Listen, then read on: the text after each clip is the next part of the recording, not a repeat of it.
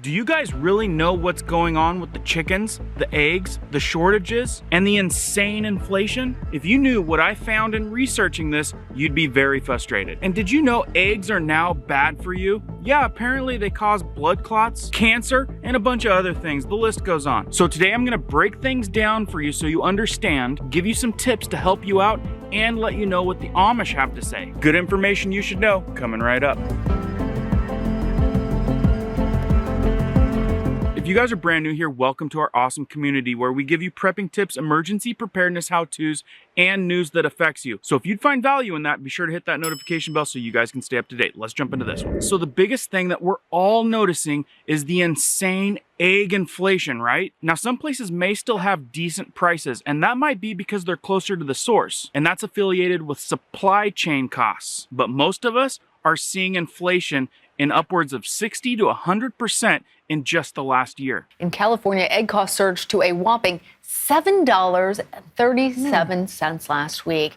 That's up more than $5 from the same time last year when a dozen eggs cost only $2.35. So what are you guys seeing in egg prices right now? Go ahead and put it down in the comments, an up-to-date egg price in your area. So now if you guys stay up on the news, what you're gonna see is this is all due to inflation. Inflation across the board. That's why egg prices are so high. But if you dig into this, that is in fact not the reason. And if everyone knew the real reasons, high frustration levels would be what everyone would be feeling, to say the least. So let's go over a few of the real drivers behind the chicken shortage, the egg inflation, and soon to be the chicken inflation. So the first big driver is the supposed avian flu or bird flu they're saying is going around. So you guys see my chickens. We have upwards of 30 to 40 chickens here. So now in a normal situation, you get a sick bird, you isolate that bird,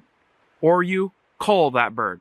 But that is not what's happening. So like I said, I've got over 30 chickens here, and if I had one chicken that supposedly had the avian flu, I would have to take care, or someone else would come in and cull all 30 plus of my chickens.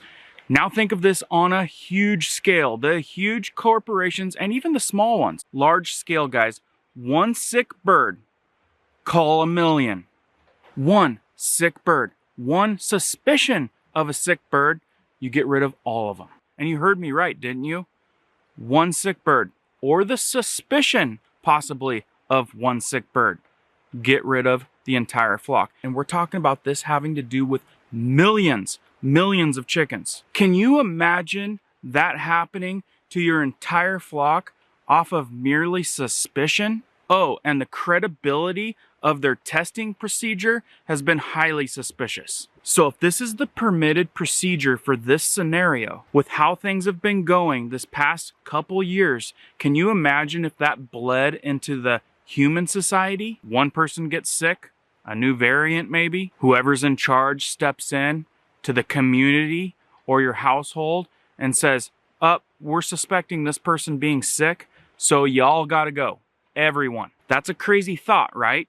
But that's what's happening with these birds, with chickens, with turkeys, and other birds. Like I said, this is affecting small farms, big, huge farms, all because of one bird maybe coming in contact with an infected bird. We're talking about almost 60 million birds culled, I think, just last year.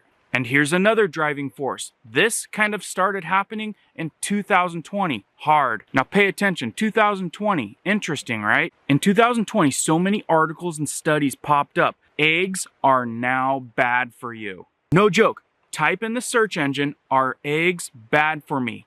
Articles and articles will come up on how bad eggs are for you. And the majority of them you will see were originated in 2020. Some people say that this was definitely planned out, because once upon a time, we all knew eggs were actually a really good part of your diet.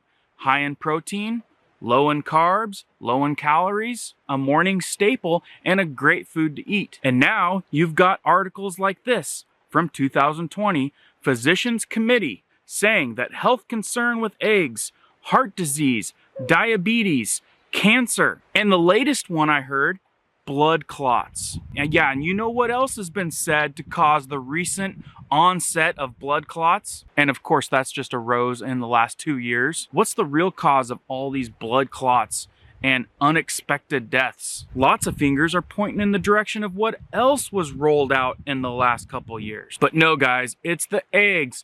Eggs is what's causing the blood clots, the diabetes, the cancer, all of a sudden in the last couple years. The same eggs that everyone's been eating since the beginning of time. This day and age, we have really divided ourselves into two groups of people. The group of people that believe anything that they're told, and then there's the other group of people that actually put things together and think for themselves. And you have to decide which group of people you're gonna be. So now I know a lot of you are wondering, what are the Amish people saying? Now, of course, I support and watch Doug and Stacy.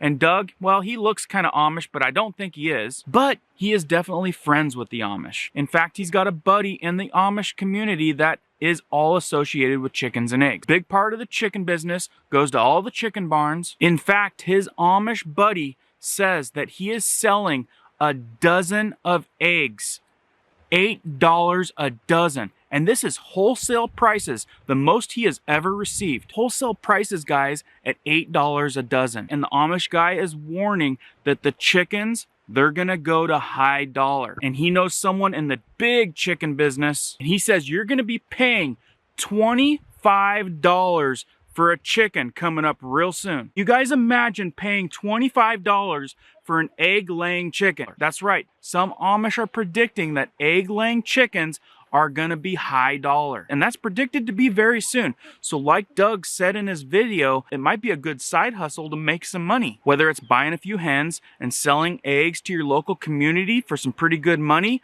or investing your money in an incubator. Because having an incubator and selling chicks for 25 bucks a piece, that's 100 bucks for 4, an egg a day. This could be a good side hustle, guys. I, in fact, read a lot of articles, and when I'm doing a product review, a lot of you complain that you don't have enough money to buy these cool things that I show. Well, right now, I'm telling you about a possible way to make some serious side income. Another thing to help you guys out is to buy local. Buy from local farms, figure out who's selling chickens, find out where farmers markets are at, because a lot of people do the side hustle and they sell at farmers markets. So figure out where they're at in your local area. That's gonna get you intertwined with a really good community. Because you guys might think that you're doing pretty good going to the grocery store, the big, huge grocery stores, and seeing free range on there from the USDA.